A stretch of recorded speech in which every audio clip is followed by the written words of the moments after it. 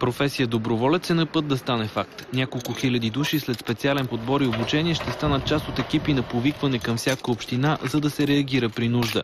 Момчетата от форума Offroad са доброволци от години. Помагали са при наводненията в Софийско, бедствието в Бисер, гасенето на десетки пожари. Смисълът е двупосочен. Значи веднъж доброволците помагат на другите, а тяхното участие в такива акции ги променя тях самите. Те стават различни хора вече.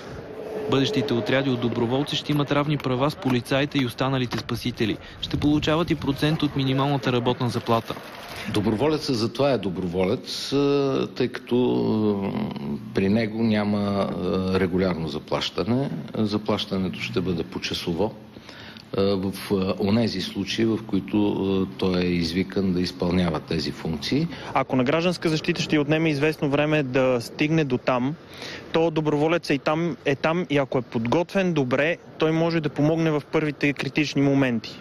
За да станете доброволец, не се нуждаете задължително от цялата тази техника, нужно обаче да сте над 18 години, да сте здрав и неосъждан.